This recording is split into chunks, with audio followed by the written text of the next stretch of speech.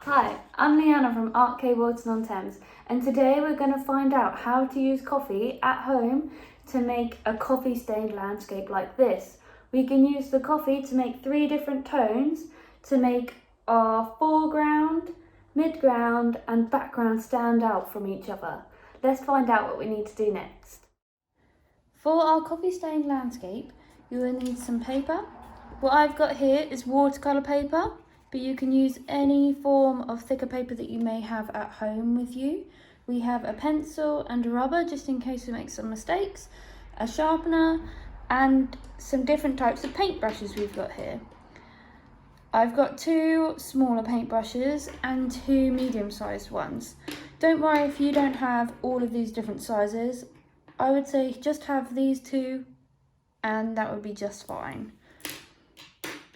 So we also have some water in case we need to water it down a bit, and we have our 3 different shades of coffee. So I just used any form of coffee that I had in the cupboard, nothing special, but obviously with different types of coffee I think they are going to be stronger, so you'll just have to play around. This is my lightest one, which is here. You can see I'm going to use it for my background. This is my medium one, which I'm going to use for my midground, and this is for my foreground, which is my darkest one, which is here. For my background one, I used about half a teaspoon of coffee and hot water. For my medium one, I used 2 to 3 teaspoons of coffee and hot water, and for my foreground I had to play around a little because I needed it to be a lot darker, so I probably used about 5 teaspoons of coffee. Try not to add more water to it just because you are adding more coffee. You need it to be thicker rather than more watery, but if it is too thick we can always add more water to it. And when using the hot water, please be really careful because it is hot, so you need to use it from the kettle, and if you are a child then please ask for adult help.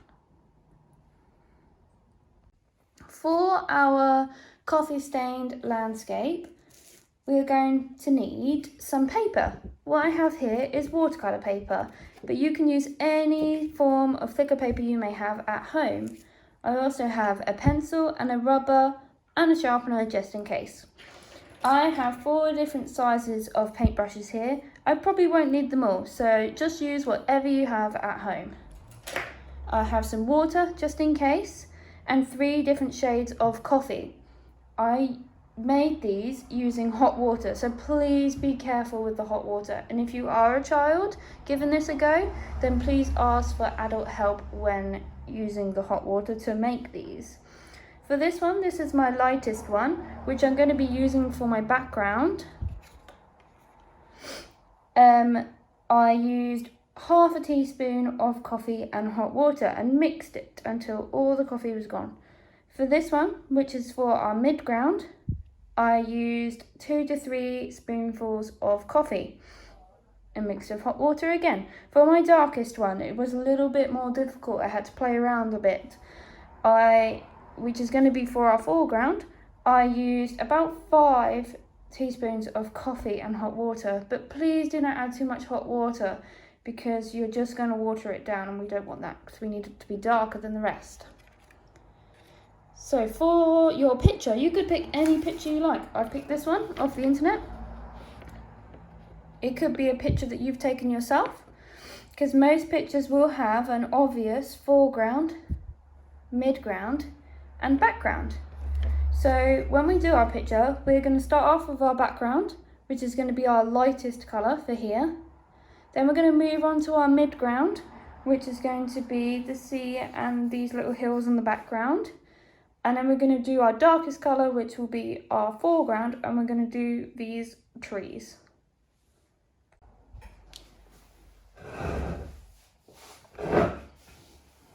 To start off with, what you need to do is have your picture ready for you to be able to see. We're going to use our pencil to draw in any lines that may help you while you're painting. So I'm just going to draw the line of the horizon, and some of the little hills, but I'm not going to do it very dark because we need the coffee to go over them.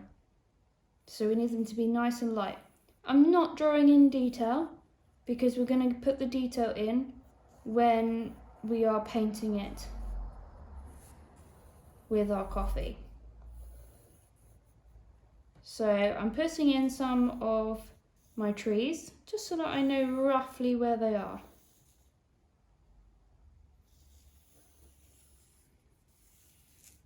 And then you can mark out some stuff that's in your background if you think it's going to help you.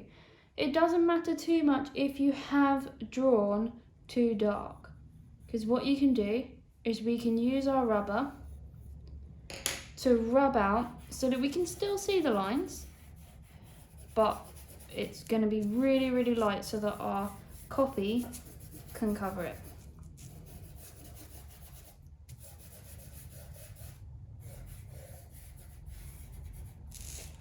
Once we've roughly got our lines in, make sure there's no rubber, bits of rubber stuck on your paper. We are going to start off with painting our background, which is going to be our lightest one. So what I'm going to do is I'm going to be painting like this, nice and lightly, round the moon, because in the picture that's the direction of the paint. So I want to continue that pattern, just nice and lightly.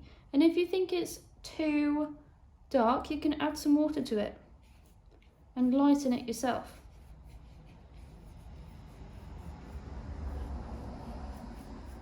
Don't worry about if you've gone over your darker areas that you're going to paint, because we can always dry it and paint over them with those darker bits.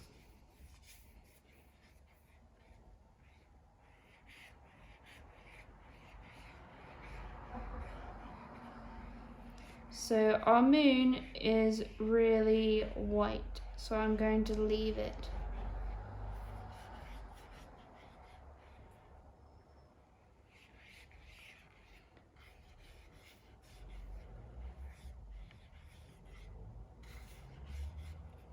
So there's our lightest colour done. There is actually some really light sections of my sea. So I'm going to use this brush to go backwards and forwards to put in my light shine from the moon.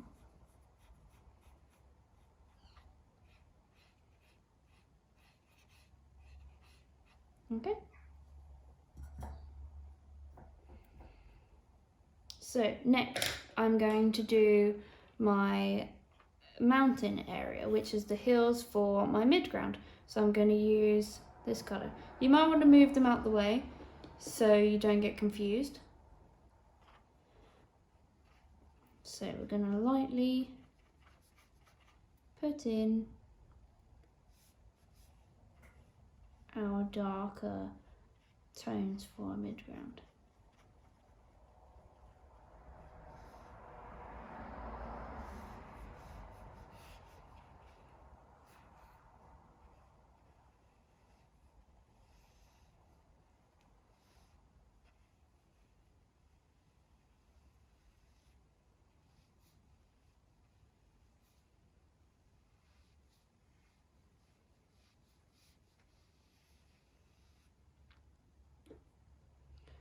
As you can see here on this bit, because they're both wet, it's blended into the other one. So if you don't want this to happen, you need to dry them before you start another section, which I will be doing in a minute before I start my darkest section, because I don't really want them to blend together for everything. So I'm going to use my different brush, my flat brush again, to add some of my mid-tones to my sea.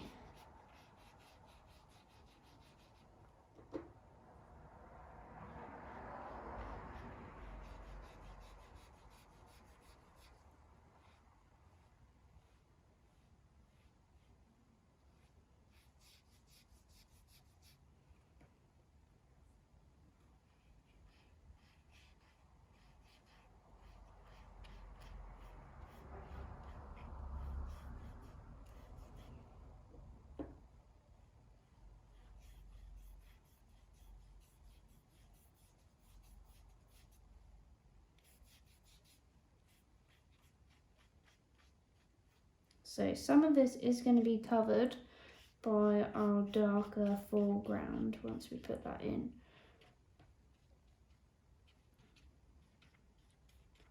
But first of all, I'm going to go and dry it so that I can get my dark trees in on top without it all blending into each other because they're still wet.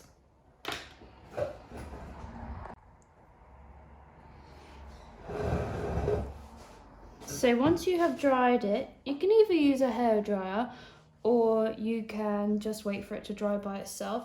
So as you can see, when it dries, some of the lines and edges of the coffee will create a nice line left for you. So sometimes you can use that to your advantage if you want a line like that. So you can leave it and it will make that for you. So we're going to use our darkest tone now. I've moved my light tones out of the way so I don't get confused. I'm going to use a thin brush to start doing my trees. So this tree is quite high. So I'm just going to start doing it. And always make sure that you're looking at your picture so that you can get everything right from your picture. Don't make it up.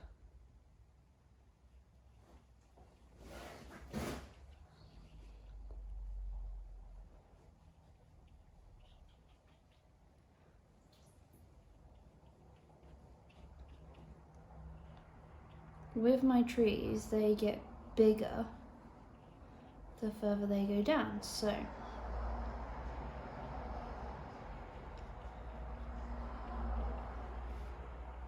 you can also, if you want to, start using different things. Like I've got a toothpick here. You can use that to drag some of the coffee that you have on the page out to make thinner lines.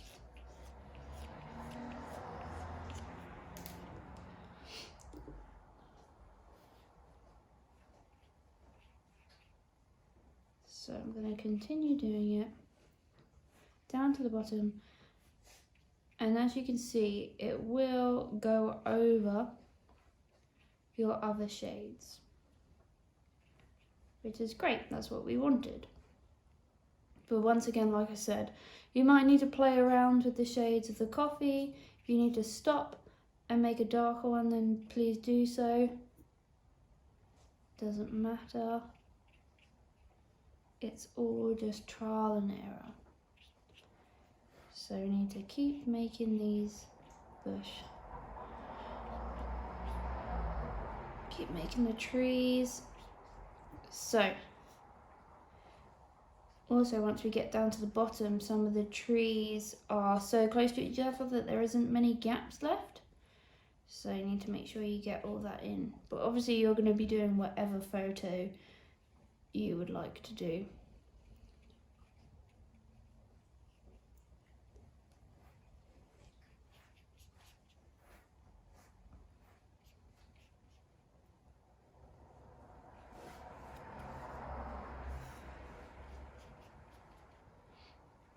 So you're just building up the layers on top of the layers that you've already done earlier today.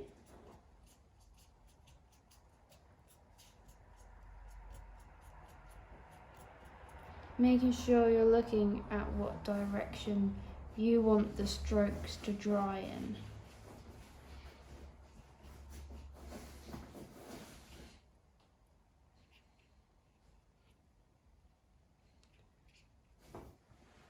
So these are my little trees.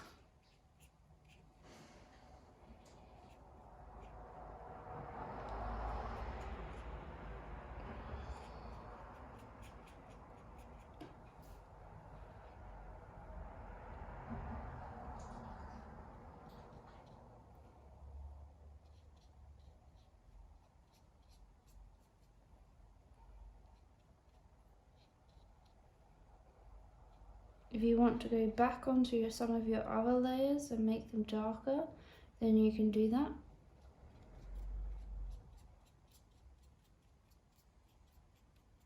So you just continue doing your dark layers until you've done them all. then you can either dry them with a hairdryer or let them dry themselves. Just be careful with the hairdryer, because obviously if you've got a puddle like here, when you dry that with the hairdryer, it's going to blow across the page, so you might end up with a big drip, which you might want, but you might not. So please give this a go at home and send us photos of what you have achieved. You can ask us any questions if you need any help, or just show us what you've come up with. Thank you for watching and have fun.